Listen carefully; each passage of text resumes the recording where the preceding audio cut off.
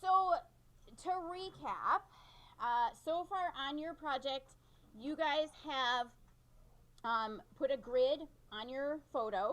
You have put a grid on your drawing paper, and then you labeled that grid like A, B, C, 1, 2, 3, both on your photo and on your drawing paper, so that you can accurately compare box to box. So there's an equivalent box on your drawing paper for each box that is on your photo. You're all with me so far? Okay.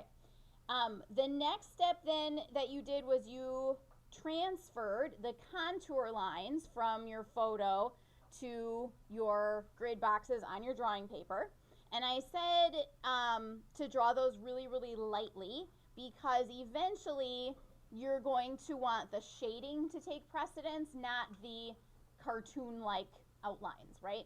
Because our goal here is for our face, not our face, but the portrait face that we're drawing, to look dimensional and to look like it has three-dimensionality. In other words, highlights and shadows. And if you have strong outlines, they will work to contradict that and to counteract that, because outlines make things look flat, shading makes things look dimensional, okay? So whatever you're working on right now, just put it down. I want you to focus on what we're doing, so that way if you have questions, you're right along with me so that you can ask in the moment. So when we shade the eyes, okay, and I'm going to do a demo like this for each of the facial features. The most important thing to think about with the eyes is not to make assumptions about how white things might be, first of all. So for example, if I look at what we consider to be the white of the eye, it is not actually as white as the paper. And we can confirm that by holding up a white paper right next to the white of the eye, and you can see that even at the brightest part, it's considerably darker, more so than you might think, than the white of the paper, okay? So initially, right off the bat, we can kind of eliminate the idea that we're just going to leave the whites of the eyes white. We're not going to leave anything white or untouched at all, okay?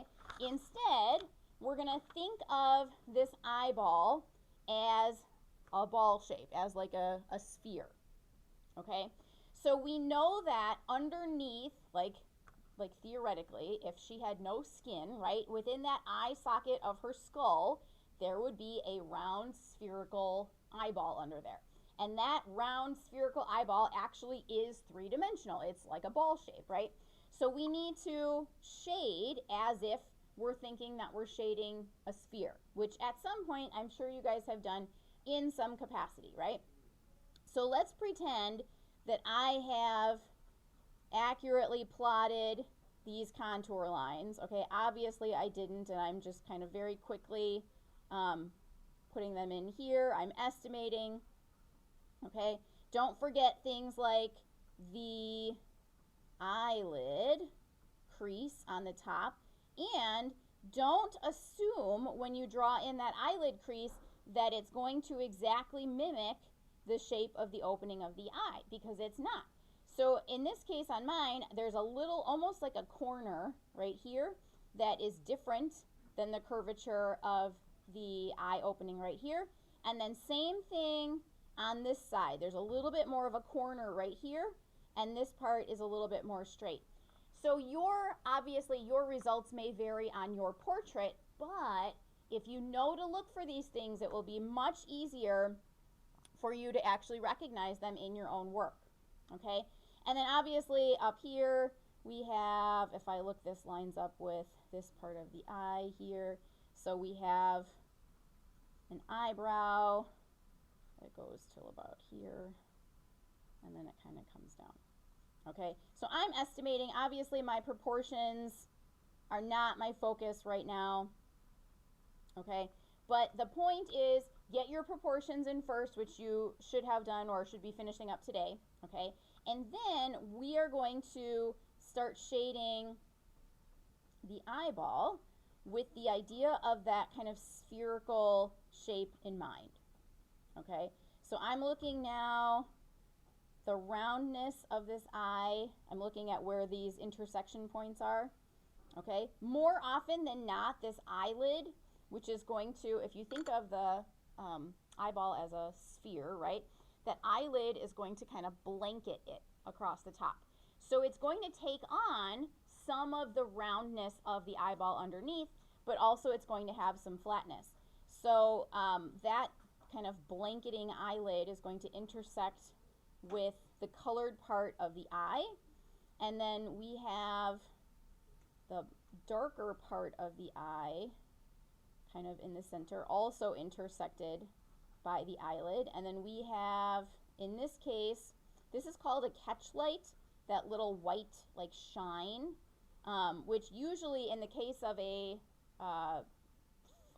portrait photo, that whatever that little catch light is usually is a direct reflection of the light source. So as a photographer, I can look at this and I can tell you that this photographer used a giant softbox because of the shape of that catch light. Okay, you might have a catch light that is the shape of a window, or that is the shape of a lamp or something like that, depending on how your photo is lit. Question? You know how you had the big part of the colored eye and then the catch light and then the other circle? This inner circle, yep. Yeah, that circle, where are you seeing that? On here? Yeah. Can you guys not see it? It looks totally black. Where? You see the medium circle? That circle. Oh, now we see it. Oh, there. Better? Yeah. Thanks for asking. And this is also something to look for, is where are the lights and darks proportionally, but also how do those lights and darks transition between the different values. So in the case of this part of the eyeball, it's not a hard, sharp line between the dark part or the colored part and the white of the eye. It's a little bit fuzzy. So you're going to have to watch for that. Even though I outlined it, I'm using that just for placement, not as an actual hard outline. Does that make sense? Okay, so I'm going to start shading the white of the eye first, because when we shade, we want to kind of build up light layers of value. So I can see that it's darkest over here towards the corners, and then it gets a little bit lighter in the middle.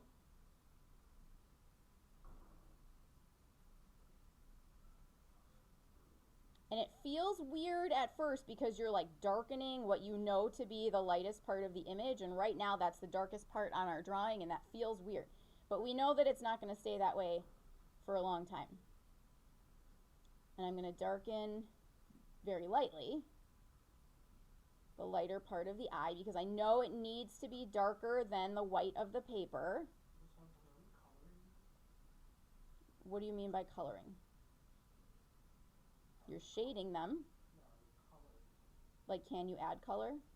Yes, you can. It is harder, but yes, you can. Okay, so this whole time I'm thinking of this as a sphere, as if it has, right, like that actual ball shape underneath. Okay, now I'm going to start putting in some of the darker areas. So there's a darker edge around that colored part of the eye.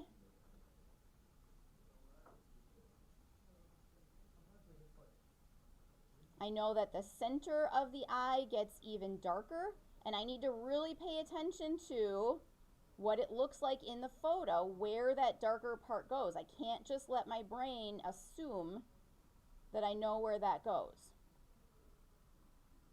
I'm going to be really careful to keep that catch light open. Sometimes also, especially in more professional photos, the colored part of the eye will also have like a lighter part of it. So I don't know if you guys can see this on the projector, but this part right here is a little bit lighter in color and value than this part over here.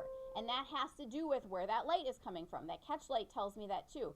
So the light is coming from this direction, which means that this is going to pick up more of the light and this is going to be a little darker. Is that being picky? Yes. If you pay attention though, and if you really translate those details into your drawing, is that going to make a humongous difference in the sense of realism in your drawing? Yes. That's why you're here, right? So now under the eyelid, remember the eyeball is like this and the eyelid covers it.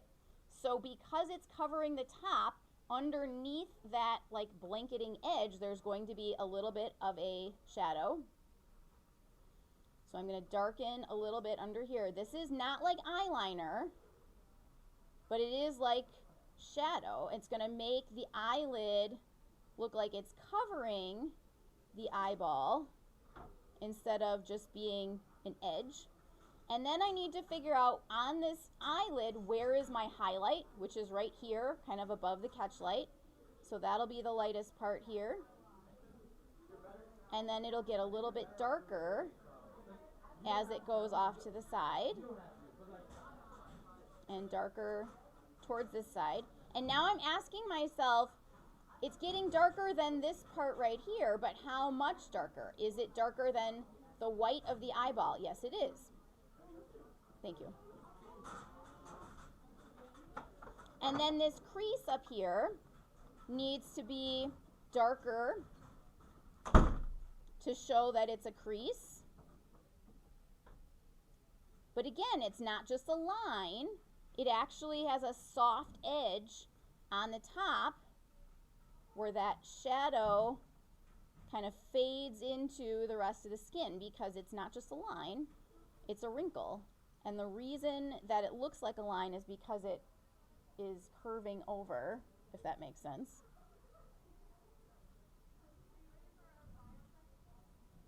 And again, the whole time I'm thinking of this as an eyeball, as a round object, which means that it's going to be a little darker on the edges and a little lighter in the middle. Okay, same thing with underneath. So I have a little bit of a light highlight right here. See where her skin is a little bit shiny? And then it's a little darker over here. It's not a hard edge though, it's a soft edge. It's light here. I might need to pick that back up with an eraser. I'm going to leave this light part right here and then darken over this way. I'm looking at this. This is significantly darker here than the white of the eyeball, so I can darken that a little bit. I haven't drawn in any eyelashes yet. I haven't drawn in anything really detailed and specific yet.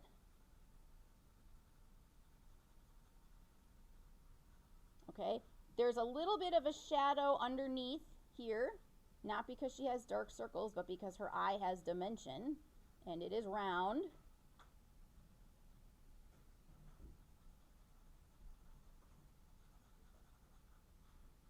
And then it's going to lighten up as it gets away from that. Not so light like the white of the page or like the white of the eyeball. So I'm constantly making those comparisons. How much lighter? How much darker?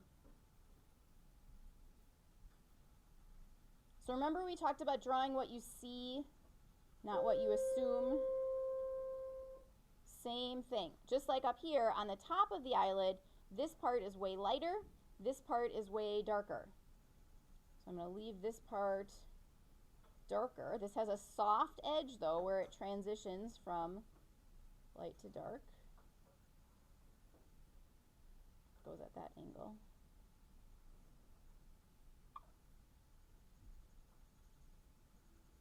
And then as it comes across, it's going to lighten up.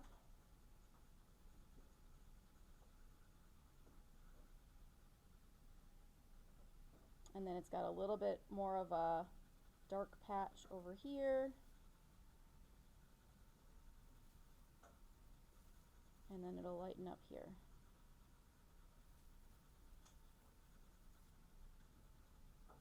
So all of this is like a series of small adjustments, a little bit at a time.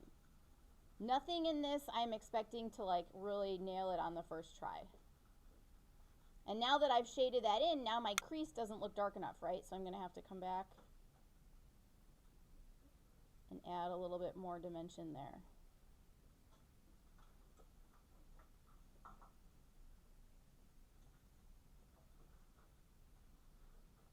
And now that I did that, now this part doesn't look dark enough.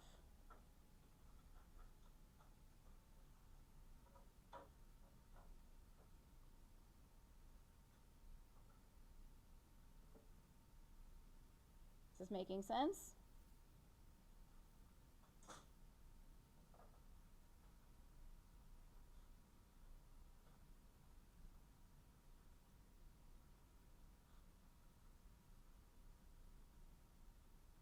Questions? Anybody listening at all? Okay. Do you feel like that's enough? That you can get shading on the eyes and have some sense of what you're doing? What about the brow? Well, good question. The brow is basically all value. I know you think that it's hair, and it is. We know that to be true. But I want you to focus on where the values are. You can give those values a little bit of directionality in the direction that the hair grows, if that makes you feel better. But the truth is, it will look realistic if you just get the values correct.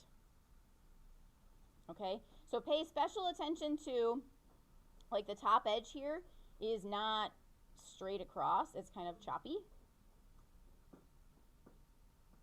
So I'm just going to give like a little sense of that in what I'm shading. Okay, again, not a totally hard edge here.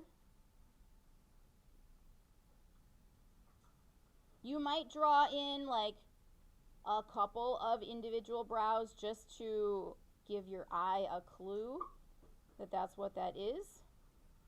Does that make sense? Okay, this one happens to look pretty evenly valued all the way across. It might be a little darker right here, but oftentimes when you look at the brow in your photo, you will see like one section of it is significantly darker. I think this is up too high. I didn't check my proportions, obviously. I probably should be down further. Is that making sense? Other questions? What pencil? Whatever you can get the results that you want with. What pencil are you using? I am using a 2B. That tends to be my go-to.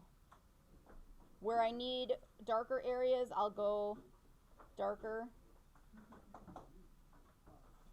2B is kind of my comfort zone. What would be darker? 4 or 4 or 6B would be darker than a 2B. what is the H? H is lighter.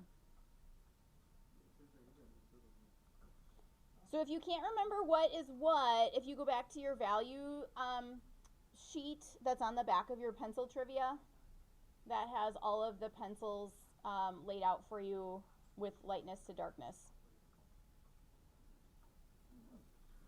Do you remember when we talked about it like a number line? So you've got, where's my middle here? You've got 0 in the middle of your number line, and then you have 2, 4, 6 going this way, -2, -4, -6 going this way. Your negatives are your H's. So this would be like 6H, 4H, 2H, and then these would be your B's on the positive side, 2B, 4B, 6B. These are going to be darker. These are going to be lighter. Make sense? Other questions? Are we good? You feel confident?